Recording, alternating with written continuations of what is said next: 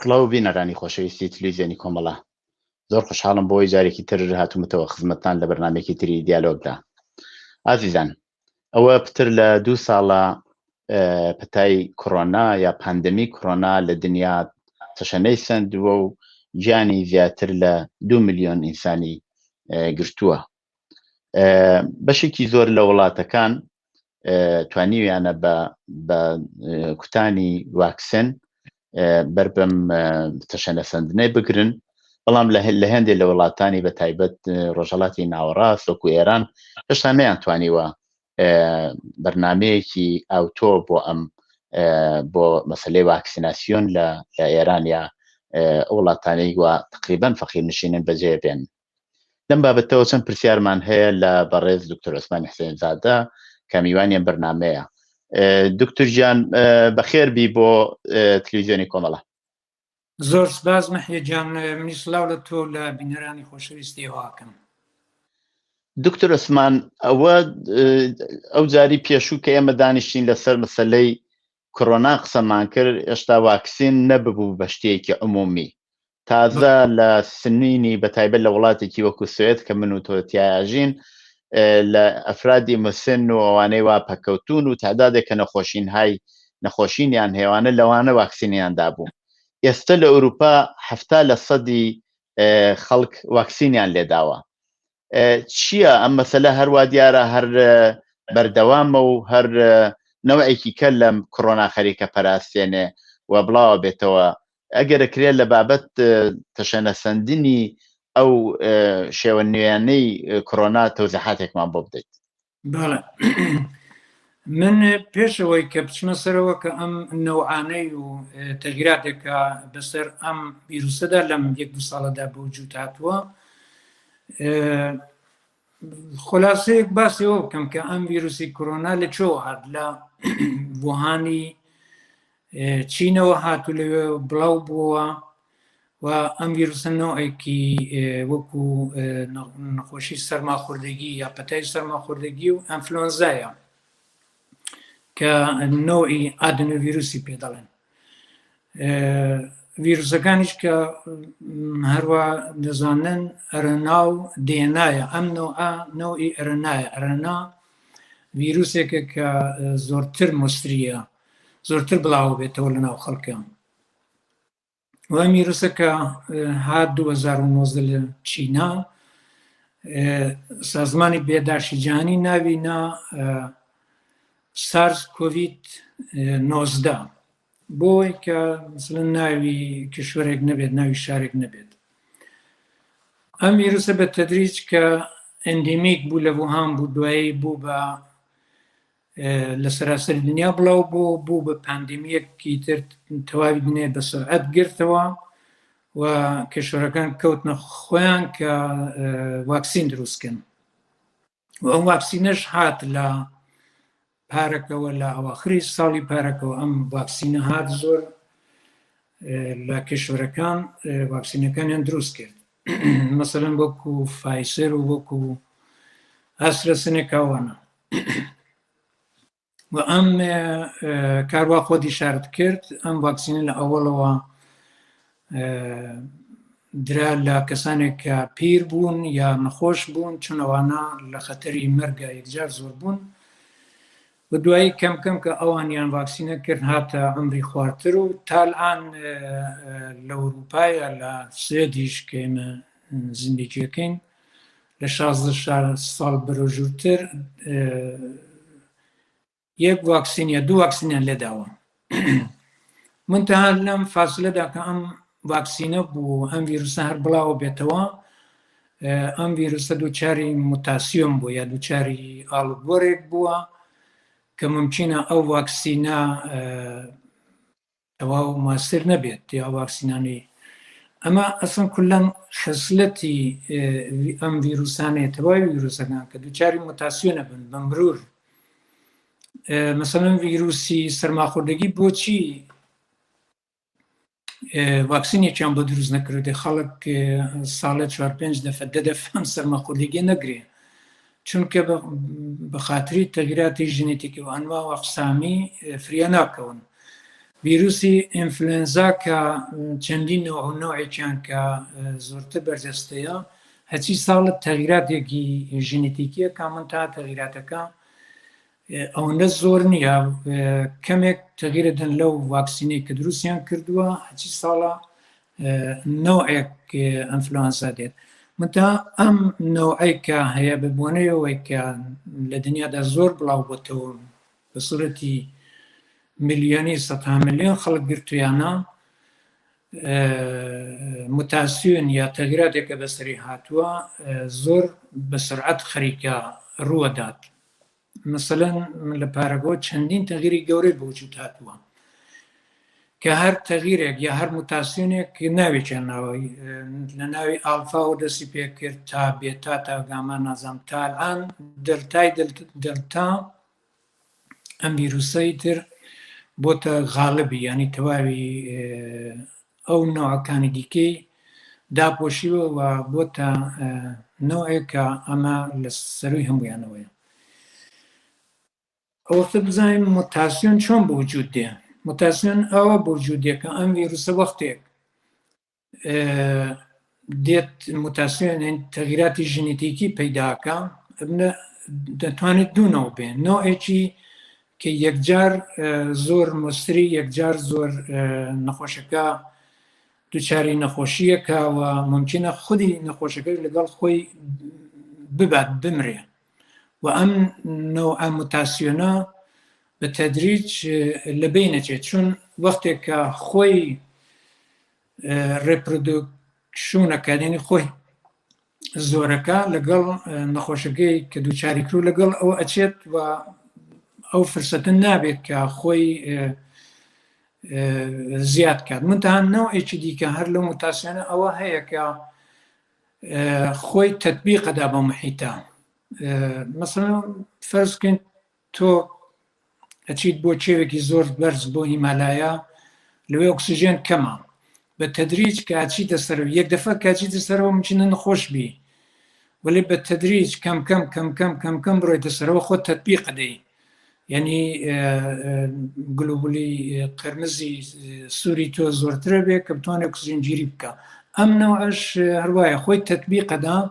و بە تێدادی زۆرە بێ منتان نەخۆشەکەی کەمترە کوژێت بە تێدادێکی زۆر دووچارەکە بۆ ئەوەی کە خۆی بمێنێت ئەمە نوعێک ئێڤۆلوشنە یا نوعی تەکاملەکە ئەم ئۆرگانیزمانە هەیەە وان ئەم ڤیرۆس دلتاش بەم شێوەیەکە هاتووە مثلەن فەرز بکەین بۆ ئەوەی کە باشتر حاڵی بینەوە فەرز بکەین یەک نەفەر ڤیرۆسی کۆرۆنای گرتووە ئەو نوعی ئۆریژیناڵەکەی دوای ماوەیەک ئەم ڤیرۆسەکە واردی بەدەنی ئەو شەخسا بێت تەغیراتێکی ژینێتیکی بە وجود دێت بەدەنی ئەو شەخسا دەسەکە بە ئانتیبادی دروستکردنەمانە لەبینەوە لە دەفەی بعدی کە دووبارە ئەو ڤیرۆسە هاتەوە ئۆریژیناڵەکەی ئەناسێت منتانەوە ژنێتیکی کە بە وجود هاتووە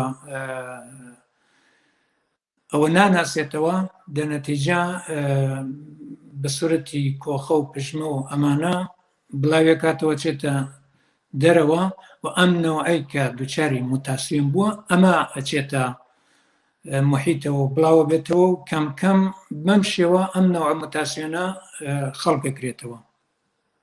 ببەخشە دکتۆر ئایا ئەمە ژێنێتیکی ئەو بنیامانەیە ئەو تەغیراتە بە وجود ئێنێت یاکو بۆ خۆی خودی ڤیرۆسەکەیە تەغیراتەکە بە وجود ئێنێت چونکی مەسەلەن ئەمە بینین لە وڵاتێکی وەکو هێند دلتا دێت ئایا ئەوە مربوطە بە خەڵکی ئەو وڵاتە یاکو ئەوەی کە ئەو ڤیرۆسە لەوێ بەو شکڵە تەغیرات بە وجود ئێنێت کامیانن خەڵکەکەیە یا خودی ڤیرۆسەکەیە؟ دیارە ئەو خودی ڤیرۆسەکەیە کە ئەم متاسیۆنیانەیە بێ خودی ڤیرۆسەکە ببێت کە تەغیراتی ژینێتیکی لە ئەرەناکەی لە ساختمانی پرۆتینیەکەیە تەغیراتێک بە وجود دێت و دوایی دێتە ئەو محیتە کە لەوێ پێ دەڵێن هێندی نازانم ئەفریقای جنوبی ئینگلیسی برێزیلی چی ئەوانە خودی ڤیرۆسەکەیە کە دووچاری متاسیۆنە بێ بەڵێ زۆر چاکە بەڵام بەو جۆرەوە پێدەچێ وا دیارە ئەمە تەوابوونی نییە یعنی ئێمە مرەتەبە بینین ئەمە لە تەحولایە خەریکە ئاڵگۆڕی بەسەرا دێت و طبعاً لە بڕێک لە وڵاتانی ئوروپایی ئێستا بۆ خۆشتان ئاگدارن 70% دانیشتوانی واکسینی هەردوو واکسینەکان لێداوە بەڵام مەسەلەن لە وڵاتێکی وەکو ئێران یا وڵاتانی فەقیر کە دەسڕەسییان بە واکسینیە یا قودرەتی خەریدیانە نەیانتوانیوە بەرنمەیەکی باشی بۆ برێژن ئەمما هەر خەریکە پەراسێنێت تەشەناسێنە و خەڵکێکی زۆری توش کردووە ئایا ئەمە تاکەی ئیدامەیە بێ ئایا ستۆپێکی هەیە یاکو بنەوەیەک بنەبڕە بێت یانە بەڵێ پێم وانە یعنی ئەو جۆرەی کە من تالام کردووە و لەم لاولا بیستم و شتم خوێندوێتەوە پێم وانە بنەبەر بێ یعنی ئەم ڤیرروسە کەمکەم بە مروری زەمان زەعیفترە بێت وەکو مەسەلەن ئەنفلۆنزای ساڵانەی ممکنە لێبێت یا سەرماخوردگیەکی لێبێ من تا جارێ ئەلان هەر کوشتارەکە هەر سرایەتەکەی زۆرە و تەنها ڕێگای چارەیشی ئەوە نییە کە فقط ئوروپا یا ئەمریکا کشوەرە سەروەتمەندەکان خۆیان واکسینەکەن 70-90% چون هاتوچۆ لە دنیادا زۆرە ئەم ڤیرروسە لەگەڵ مسافرەکان لەگەڵ خەڵک هاتوچۆکە ینی تا 70% خەڵک واکسینە نەبن ئەم ڤیرروسە هەر هاتوچۆکە هەردووبارە دێتەوە ڕووبار دێتەوە ئەمریکا و ئەوانە من وا نازانم کەم ڤیرروسە تەواو بێ منتەها ئەلان تێکنۆلۆژی زۆر قەویە ئەگەر ئەم ڤیرروسە دووچاری موتاسیۆنێک بێت تاان ئەو موتاسیۆنانەی لە مقابلی واکسینێکە کە بوجود هاتووە واکسینهایی کە موجودە لە دنیادا مقاوم نییە یا ڕسیستنس نییە منتها ممکنە بێت ئەمەش بەوجود بێت کە ئیتر ئەم واکسینانە کاری لێ نەکەوە لێ بە تێکنۆلۆژی ئەمڕۆ مەخصوسان بە تێکنۆلۆژی ژینێتیکی ئەتوانن عەرزی چەند مانگە دووسێ مانگە دووبارە ئەوان کۆدی ژینێتیکی ئەو ڤیرروسە بەدەست بێننەوە تەغیراتێکە بەوجود هاتووە دووبارە لە دروستکردنی واکسینە بەکاری بێنن یعنی من پێم وانە ئەگەر دنیا خۆی بێوێت ئەگەر پول خەرجکەن ئەگەر ئیمکانەتەکە بنێنە اختیاری دانیشمەندانی ئەم ڕشتەیە چارەسەری بەو شێواکەن من تا ممکنە لە بین نەچیتر بە واکسینی ساڵانە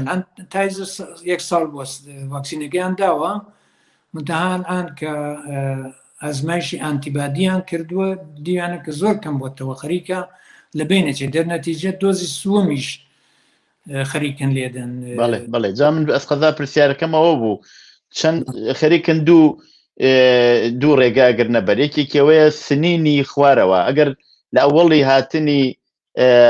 کۆڕۆناوە ئێمە چای لێ بکەین زیاتر ئەوانەی وا تەمەنیان لەسەرەوە بوو لە گەنجەکان و منداڵان نەیانەگرت بەڵام ئێستا متەوەجه بووین کە ئەم نەوعی دلتا بەتایبەت لە ناو حتا جوانانیشە مێرمنداڵانیشە ئەبینرێت و بەرنامە ئەوەیە کە ئەوانیش واکسین بکرێن وانە ئایا خودی ئەم واکسینە بەو شێوە کە بچێتە سنینی خوارەوە توانێ بەر بەوە بگرێت کە کەمتر تەشە نەفسێنێ قەتعەن بەریەکرێتە حەتێکی زۆر و هەتا ئەمانەی کە واکسینیشان لێداوە ئەوانە ممکنە بیگرن وەلێ بە تێدادێکی کەمتر وەختێکیش بیگرن کەمتنە ئەچنە بیمارستان مەرگومیری زۆر کەمە بێتەوە و دێرە خۆ لە جوانیشە بەبوونەوەی کە ئەوان سیستمی دیفاعیان قەویترە هەرچی مەسەلەن مناڵتر بن بە سوورەتی زۆر خەفیفتری گرن کەمترە چنە بیمارستان منتها ئەگەر ئەوانیش ئەم واکسینە لێدەن ئەن لێرە لە 16 ساڵ بەرەوشتر لێدەن لە 12 ساڵیش لە بازۆ کشورە دەستیان پکرەوە حتا لە منداڵیشان 12 ساڵ بەرەو خواریش خەریکن بۆ ئەوەی کە سترایەتەکە کەمترکەنەوە. من وازانم بە خودی ئەم دلتا یا ڤیروسی دلتا کە ئەلان دومینانتە یا بێسلا غاڵبە سرعەتی مسریبوونی زۆرترە کەمێک شەدیدتر نەخۆشەکەی گرێ وەلعان بەخاترەوەی جوانان کەمتر هێشتا واکسینیان کردو دۆزی ئەوەڵیان شاید بەشان دۆزی دووەمیان نەوەشان بێ ئەمانە ممکنە بیگرن وەلی بمرووی زەمان ئەو هەر کەم و کەمترە بێتەوە وازان جامعە بەرەو ئەواچێک کە بتوانێت تەحەدێکی زۆر مەهاری بکە من داوتم مەهاریتە 100% ممکنە نەبێ فعلەن وازم بەو شێوە بێ. یەک دوو مەوزوع هەیە کە تۆزێک شاید جەنبەی سیاسی بگرێ یاکو بڕێک تۆریهایەک دروستەکەن بۆ ئەوە خەڵک کەمتر ئەم ڤیرۆسە لە خۆیان بدەن یەکێکەوەیە کە ئەیانوت مەسەلەن تعدادێکە ڤیرۆسیان وەشاندووە ئەگەشتی فلزی بدەن لە ئەو قسمەتەی وا ڤیرۆسیان واکسینیان کردووە جەزب ئەبێت و حاڵەتی ئاهەڕووبایی پێیاکات یاکو مەسەلەن ئەڵێن لە ئەوانەی وا حتا لە ئەوەڵیشەوە باسیەوە کرا کە کەسانێکە حاملەن و ئەلوانە جارێ فعلەن واکسن لێ نەدەن دیارە ئەوە دلیلەکەیەوە بوو ئازمایشان لەو سەدحانە کراوە ئەم شتانە تا چەند دازەواقعان ڕاستە یا مەسەلەن تۆریەکی واقعی علمی لە پشتە ئیدر لە وەختەوە کە ڤیرۆسی کۆرۆنا هاتووە قبلەنیش هەر بووە کۆنسپیراشن تێۆری یا تێۆری شایعە مرتبەن بووە یار کەسێک هەستاوە بنەوەی خۆی بە شێوەی سنەتی ئیتلاعاتی بڵاو کردوێتەوە کە ئیتلاعاتی غەڵەتە یا ئەوەی لا ڕێگابردنی خەڵکە من ئەوە نازانم ئەوانم نەبیستووە کە شتیوا ببێت بۆ شێوەکە ئەمانە ئاوا بن ئەمە زۆرتر بە سوورەتی شایعەیە لە مۆردی ژنی حاملەشە لە ئەوڵەوە خوب وایان دەکوت دوایی کەم کەم ئەمە تاقی کراوە لەسەر ژنی حاملۆلان هیچ مانەئێ نییە مەگەرەوەی ژنە حاملە یا هەر وەکو کەسێکی دیکە فاکتۆرهایەکی ببێ کە ریسکی ئەرژی شەدید بێ یا مەسەلەن ریسکی دروستکردنی لەختەی خوێن بێ یا مەسەن بۆ سوورەتە ئەویش هەر وەکو جەمعیەتێکە نۆرمال لە ناو جامعەدا هەن هەر وەک ئەوان ئەو ریسکیان دەبێت ئەوانیش بێ موازبی خۆیان بن ئەینا ئەلان هیچ مەسلەیەک نییە دوایەوەی کە تاقی کراوەتەوە بۆ ژنی حاملە یعنی لەسەر خودی بلەخەرە تفلەکە یا منداڵەکە تاسیر دانانێت تا ئەو جێگای کەلان ئەو ئازمایشە نەکراوە و تاقی کراوەتەوە نالان لێرەشە لە سوێدیشا لە هەچی ژنی حاملەیەکە دێت داوای واکسینەکە دێرە داوتەلەبانەیە هیچ مشکلێک نیە هەر وەکو خەڵکی دیکە تماشایەکەن مەگەرەوەی ریسفاکتۆرێکی ببێت ئەوە فەرقەکە ئەینا خودی حاملەکە هیچ بەرگری ناکەن. بابینە سەر ئێران وڵاتی ئێران یەکێک لە وڵاتانەیە کە ئێستەیش بەپێی ئەخباری دەوڵەتی زیاتر لە 500 تا 600 نەفەر ڕۆژانە بەهۆی کۆرۆناوە گیان لەدەسەدەن دیارە سیاسەتمەدارانی ئەو وڵاتە بەپێی ئەو جۆرەوە بۆ خۆیان چاو لە قەزیەکەکەن واکسینەکانی ئەوروپایی و ئەمریکاییان حرام کرد و وتیان ئێمە ئەوە لێ نادەین و ئێستەیش بەو جۆرەوە چێتە پێشەوەی هیچ بەرنامەیەکی وەهایان بۆ مەسەلە پێش نەبردووە بەڵام ئەگەر بگەڕینەوە بۆ چاوپێکەوتنی پێشومان ئێوە دوو شێوەی ئەوەی کە بەدەنی ئینسانەکان هین بن مقاومت پێیا بکەن بە دوو شێوە باسانکە یەکێکی بە شێوەی عمومیە یا مەشهورە بە شێوەی گەلەیی دانەکەی تری لە تاریخی واکسنەوەیە باشە وڵاتی ئێرانەوە 2 ساڵە ئێستا ئەم ئەنواع وەقسامی ئەو کۆڕۆنایە کە تەحولاتی تیا بە وجوداتە لە وڵاتە پەرێسەندووە ئایا ناتوانین بڵێن ئەم مقاومەتە عمومیە لە ناو جامعە لە ناو خەڵکە بە وجود هاتووە؟ نا مثلا گە تماشای ئامار بکەی من هەر تماشای ئاماری WHO یا سازمانی بێداشت جیهانیم کرد زم گلۆبال لە دنیادا 222 میلیۆن گرتوویەتی لە نزیکی 8 یا 9 میلیارد نەفەر 4.5 میلیۆن مردووە و لە دنیادا 5 میلیارد و 350 میلیۆن خەڵک ڤاکسینیان گرتووە. تۆ مەسەلەن لە ئێرانە تماشا بکەی کە ڤاکسین مەسەلەن لە ئێرانە 5.2 میلیۆن یعنی 5 میلیۆن و 200,000 نەفەر کەیسی کۆرۆنا بووە یعنی گردوویانە یعنی 52% چەندە تقریبا بێتە لە 83 میلیۆن بێتە 8%. یعنی ئەمە گەلەیە وەختە کە باسییانەکرد بووە 70% خەڵک بیگرێ جارێ ئەمە زۆری ماوە ئیتر مەگەر هەر کوشتارێکی زۆر کە جا بگاتەوە مەرحەلەویش خەڵکێکی زۆرە کوژێ. مەسەلەن 112,000 بە سوورەتی ئامارێک کە خۆیان داویانەکە دەڵێن 4-5 مرتبە زۆرترە لەوە. منتان ئەگەر تماشای حتا ڤاکسیناسیۆنیش بکەین ئێران بنسبەتی دنیا زۆر لە دواترە. گلۆبال ڤاکسیناسیۆن لە دنیادا 30% خەڵکی دنیای متەوەسط ئەم ڤاکسینیان لێداوە یعنی حدودی 3 میلیارد نەفەری دنیا 3 میلیارد نەفەر ڤاکسینیان لێداوە ئەنی هەردوو دۆسەکە دۆزی یەک 3 میلیارد و 200 میلیۆن دۆزی یەکیان لێداوە یعنی 41%. منتان تۆ تماشای ئێران کە تیبقی ئاماری هەر WHO لە ئێران دۆزی 9 میلیۆن وردەیەک لێدراوە یعنی 12% حدودن باشە یعنی دۆزی 12% بنسبەتی دنیا یعنی مثلا لە ئەفریقا و ئەوانەش هەتا دواتر لە ئەمریکای لاتین دواتر دۆزی یەک مثلا 25% لێدراوە یعنی ئەمە هێشتا زۆری ماوە. منتان ئەن کەوتونەتە خۆیان ئەو جۆرێکە من بیستومە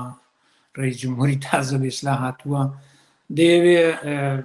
خامنەی بای داوەتەوە باسی واگە کە ڤاکسین واردکەن بە هەر ناوەیەک هینیکەن. ئەم ئیمونیتەی گەلەیی یا بەسمە مەسئولیەتی گەلەیی بەم شێوە نەچووە بەرەوە ناچێتە بەرەوە کوشتارێکی زۆرەکە و لە ئێرانە متاسفانە ئەوە بڵێم فقط لە ئێران نا مەسەلەن تۆ تماشای سەتحی دنیاکە ئەم ڤیرۆسە وەکو زنجیرەیەک وەسڵە بە شتێکی دیکەوە ئیمونیتێ یا مەسەلەن کوشتاری ئەمانە واگیربوونی وەسڵە بە زۆر شتی دیکەی جامعەوە نی ناتوانێت تۆ بە سوورەتی منفەرد مەژەیکە بەڵکە ارتباتی هەیە لەگەڵ شتی دیکە مەسەلەن لەگەڵ سەتحی دەرامەدی خەڵک لەگەڵ سەتحی ئامۆزش و پەروەرشی خەڵک لەگەڵ سەتحی دانیشی خەڵک لەگەڵ دەسترسی خەڵک بە دەرمان و پزیشکی و بێداشت. ئەو وەختە مەسەلەن تۆ تماشای ئەوانەکەی حتا لە سوێددا ئامارێکە گیراوە لەو مناتەقانەی کە خارجی زۆرترن لەو مناتەقانە خەڵکی زۆرتر گرتویان و مردوون. دلیلی هەیە دلیلی دانشە دلیلی ئەوەی فەقیریە دلیلی ئەوەی کە حتا مەسەلەن محیتی زیستیان حتا خانووکەیان ئایدی مەسهەبی وشتی واش بەشێکی تاسیری توانێت تاسیری ببێت قەتعەن وەلێت من وازامەوە کەمە مەگەرێت لە ئەفغانستان و پاکستانوانە کەم تالبانەکان ئەم شتانە حرام بکەن هەرو خامنەیش کە حرامی کران بەتە داگەت مەسەلەن تماشایەکەی لە حتا لە ئەمریکاش ڕەشپێستەکان زۆرتریان مردوون بەخاتری فقرێک ینی لە ئێرانیشە کە چۆن خەڵک واقعان دەسترسیان بە دەرمان و بێداشت نییە لە ئیمکاناتی اقتصادی باش ئیستیفادە ناکەن ئەم شتانەیان نەناوەتە بەردەستیان تا الان و هەر بەم جۆرە بچیتە پێشەوە واکسینیشان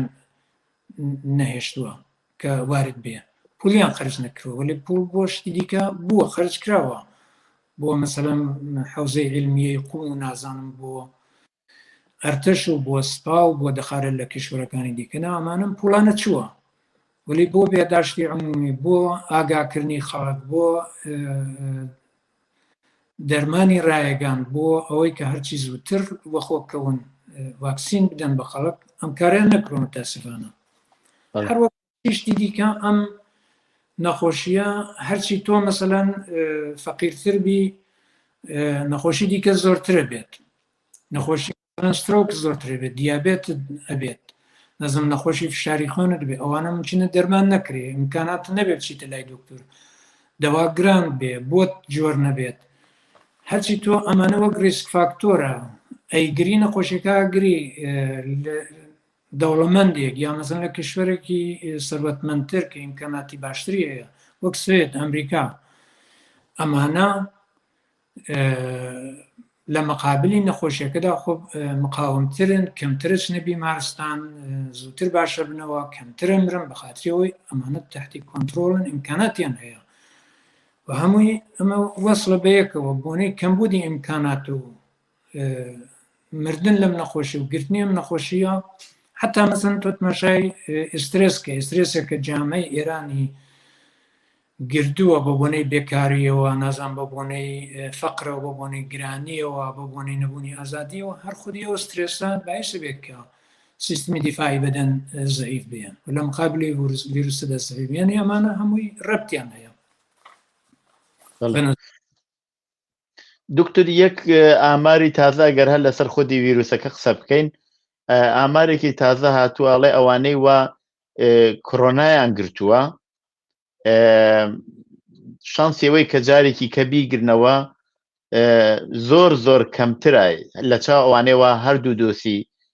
واکسینەکان لێداوە ئەوانەی وا هەردوو دۆسی واکسینەکان لێداوە گرتویانەتەوە تەبعاً نەچوونەتە مەسەلەن بەخشی مراقبەت های یا چاودێری های تایبەت یاکو زۆر نەخۆشکەوت بێتن بەڵام گرتویانە بەڵام ئەوانەی وا هەر بە شکلی تەبیعی گرتویانە نەخۆشینەکان گرتووە ئەوانە ئیمونیتێت یا مقاومەتی بەدەنیان باشتر بووە بۆ جارێکی کە نیان گرتوێتەوە ئەمە لەسەر سەدحێکایە گەری اطلاعاتێکتانەی لەو بەردەوە من لەو زمینەدا ئاماری دقیقم نییە کە مەزن مقایسەی بکەم بینی ئەوانەی کە دوو دۆزیان بەشان بوو ئەوانەی کە یەک دەفا کۆرۆنایان گرتووە منتەها ئەوەی تا الان من بزانم و خوێندومەتەوە هەردوو لایەن ئەتوانن بیگرنەوە و ئازمایشێک کراوە ئەنتیبادی بەدەن وەختی ئەندازەگیری کراوە دوای 6 مانگ لەوانەی کە گردویانە زۆر زۆر کەم بۆتەوە جاری وایە بە سیفریش گەیشتووە و ممکنە سلولهای مێمۆری یا ئەم تی سێلانە هەر ببنە گەر ڤیرۆسەکە واریدی بەدەن بێ دووبارە ئەمانە فعال بنەوە من وە نازانم کە حتا تازە ئەوانەی کە یەک دەفەش گردویانە پیشنهادیان پێکردوون کە حتمما دوو دۆزیوە تەنیا یەک دۆزی نە دوو دۆزەکەی ڤاکسینی کۆرۆنا بوەشێنن چون هەر لە معرەزی خەتەریەوەدان دووبارە بیگرن وەڵێ خود دیارە ئەوانەی کە یەک دەفە گردویانە کوتم کە تێسلیان هەیە مێمۆریان هەیە خاترەیەکیان هەیە لەو ڤیرۆسە دووبارە ئەنتیبادی بەدەنیان فعالە بێتەوە سیستمی دیفاعی بەدەنیان فعالە بێتەوە هەروەک کەسێکە خۆی ڤاکسینە کردووە پێم وانی فەرقێکی عەجایبیان بێ دەرنتیجەوانەی کە گردویانە من پێشنهاد دەکەم ئەو جۆرەی کە لە چی جێگای دیکە بووە بیوەشێنن ینی نەتەنیا دۆزی یەک دۆزی دووش چون دوای ماوەیەک دوای ئازمایش کراوە کە لە بین چوویتە ئەنتیبادیەکانە لە بین چوو احتیاجیان هەیە وەلی خۆ وەک تۆ کتێت کە چاوانەی کە دۆزی 1 و 2یان مەشوران چۆنەی کە کۆرۆنایان گرتووە کەمترە چنە بیمارستان کەمترە چنە بەخشی ICU شەدیدتر نایگرن مەرگومێریان کەمترەوە لە بۆ معنایە نییە کە هەر نەیگرن مەسەڵەن ئەمڕۆ لە خانەی سەڵمەندانێک لە شمالی سوێت هەم چەند نەفەر لە پەرسۆناڵ هەم چەند نەفەر لە ئەوانەی بانشەسن و خانەی سەڵمەندانن گردوویانە و 1 نەفەر لەوانەی کە لە خانەی سەڵمەندانە بووە ئەویش مردووە وەلی خوبەوە چەندە پیر بووە چەند نەخۆشی هەی زمینەی بووە ئەمەیە شتێکە ئێستا جارێ نەیانگوتووە زوڵمەوەیە کە احتمالی هەیە کە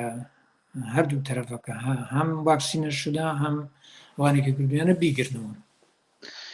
مەسلەیەکی تر کە هەر دیسان پرسیارە ئەویشەوەیە کە لە هاوینە عمومەن هەر پارەکەش کە واکسیناسیۆن لە هێشتا بەو شێوە پەرەی نەسەند بوو خەڵک هێشتا واکسینی لێنەدا بوو لە هاوینە زۆر ئاستی ئەوانەی وە کۆرۆنایان ئەگەر زۆر دابەزی بەڵام لە زستانە دیسانە چێتە سەرەوە حتا ئەگەر چاو لە ئەسترالیا و نیوزیلەندوانە بکەین کە ئەوان تقریبان هاوی نوزستانیان لەگەڵ ئێمە فەرقی هەیە لەوێ فەورەن بە مەحزیەوە هەوا گۆڕدرا تعدادی ئەوانەی وە کۆرۆنایان گرت زیاتر بوو ئەمە چەندە تەئسیری هەیە لە داهاتووشە حتا ئەگەر ئەوانەی وا واکسینیان لێداوە قەتعاً تاسیری هەیە تاسیرەکەشی ئەوەیە کە وەختێکە هەوا سارد دەبێ خەڵک زۆرتر نزی یەک دانیشن لە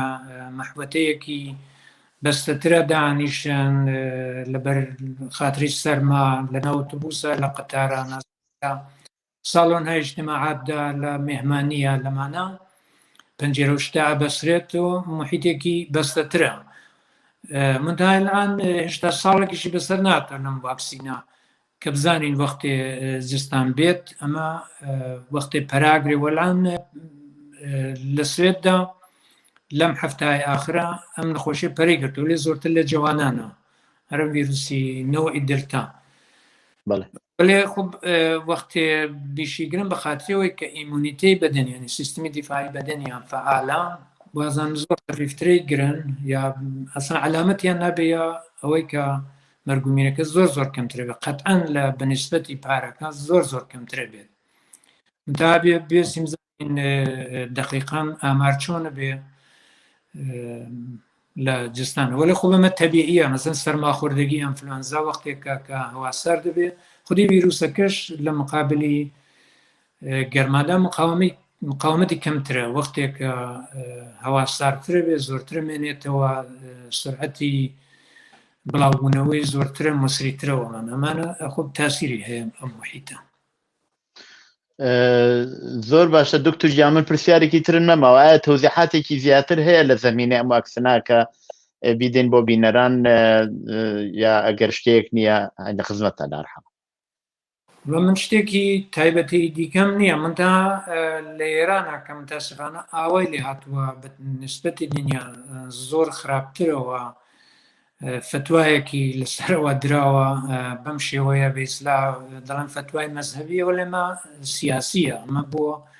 بۆی خەڵک مەشغوڵکەن بۆی خەڵک نەپژێنە سەرەوەی کە بە فکری شتی دیکە بن من الان ئەوەی کە خۆم پێم وایە ئەبێ ئێمە بیکەین یا خەڵک بیکات ئەوەیە کە زۆرتر کۆمەکی یەکتری بکەن وەختێکە دوچاری ئەم نەخۆشیە بن و داوا بکەن ئەوە داوا بکەن کە ئەم حکوومەتە هەر جۆرێک بێ کە خۆی داسەپان وەیە مەسئولی ڤاکسیناسیۆنە بۆ خەڵک مەسئولی دارووە مەسئولی ئیمکاناتی پزیشکیە داوا بکەن ئەبێ ئەمانە وەزیفەی ئەم حکوومەتەیە و خەڵک نابێ بچنەوە ماڵەوە و هەر کەسێ دەست بە کلاوی خۆیەوە بگرێ چۆن ئەم ڤیرۆسە هیچ کەس فەقیر و دەوڵەمەندیش حتا ناناسە ئەیگرن بڵاو بێتەوە یعنی تەنها ڕێگایەوەیە کە داوا بکەن تەنها ڕێگایەوەی کە ئیتحادێک ببێت بۆ پشتیوانیکردن لە یەک کە بتوانن حەدیەقەل وەک ئینسانی ئەمڕۆ زندگی بکەن ئیمکانات لە یەختیاریان نەدەنێت زۆر سپاس دکتۆر گیان بۆ بەشداری لەو بەرنامە هیوادارم بتوانین لە بەرنامەی ترا لەسەر نەک مەسەلەی کۆڕۆنا هیوادارم تەواو بێ کۆڕۆنا نەمێنێت و خەڵک بتوان بە ئاسوودەیی بژین لەسەر مەسایلی تر بتوانین چاوپێکەوتنمان بێت. زۆر سپاس بۆ بەشداری لەو بەرنامەدا. سپاس بۆ تۆ هەربژی خۆشبی سەرچاو.